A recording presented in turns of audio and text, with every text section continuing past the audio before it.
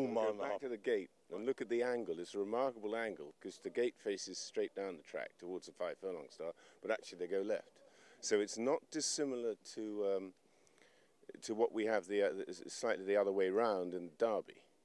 The ones that are low draw, the high draws sort of had, you know, they have an advantage early for the elbow and then they come back to you. So it's an interesting start, but luckily the jockey knows it well.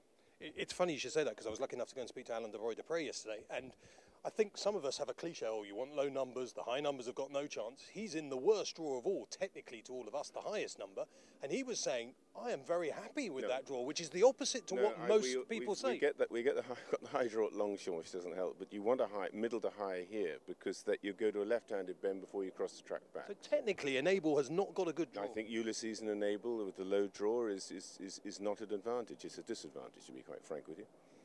John, it's a huge race. We know how progressive she is. We know how brilliant she's been. She's beaten the Colts, etc., in the King George and the older horses. The cliche questions are, it's the end of an old year, a long year, and, you know, it's very testing ground, although she seems to go in anything. How much can you tell at home that she's still at an absolute Enable peak? Well, first of all, I think the ground is just on the slow side of good. It's not testing or whatever to that extent. It's just really nice. We would call it good to soft. But on the good side of good to soft, not the soft side. And she herself is in great form. She's been eating well. Coat looks marvellous. She's full of herself at home.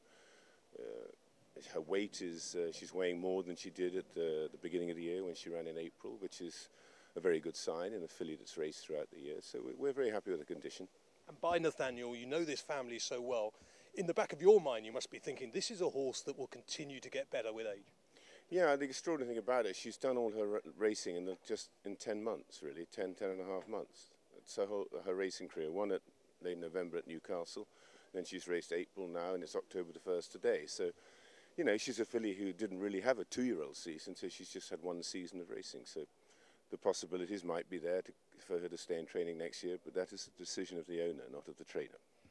Come back to that very quickly in a moment. Just when you went to that Tapperton maiden at Newcastle, classic winners have come from the all-weathers in recent years, Snow Fairies and the like, but did you really go thinking there you had anything like you've got now?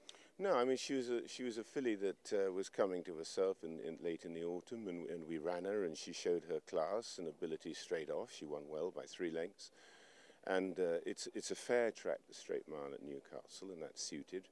Trouble with some of it's a little bit like here, that with the bends, on the all-weather, you know, they can go and then pull it up on the bend and then go again, so you get a false or mixed pace. But no, we always knew she was a very nice filly, and we had nowhere to run her in the spring, but in a conditions race against Colts, and Shutter Speed was in there, and Shutter Speed's a 1.25 mile filly, and we knew this filly had need further. She was flying at the finish that day, so no, she's always been a very nice filly, but you never are so grandiose as to start having dreams of the kind of races she's fulfilled. But everyone in their heart, if they think they've got a nice filly and they can stay, they all hope they've got an Oaks filly, and there's nothing wrong with that. You've already said she's the best filly you've trained, but over a mile and a half. Over a mile and a half. If she wins this race today, I mean, she could easily, I mean, obviously it depends how she wins it, etc., but she could go down as the great horse you've trained, and you've trained great. I don't know. It's, you know, it's you're talking before the race, and we just have to see how the race goes. She's done nothing wrong. She's done nothing but run great races and improve, and you know, I'd be on her side.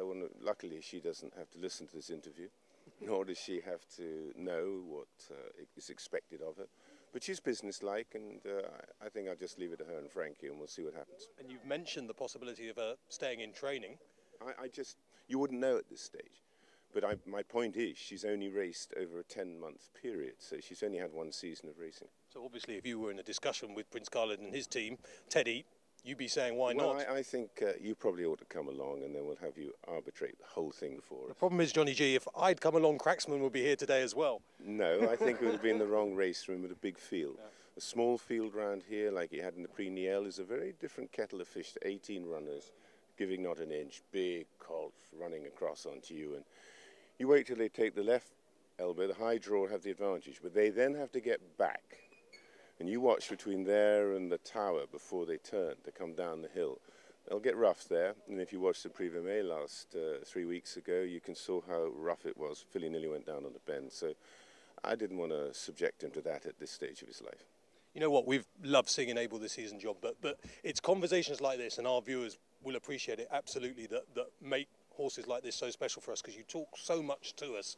We become part of the Johnny G family, and we all wish you the best. And if she did win today and stay in training, and who knows, the Cracksman and Abel clash could be on in 12 months' time. We wish you all the best. It would be exciting if it was. Thanks a lot. Good luck. Thanks, Matt. Legend. Thank you. Appreciate it.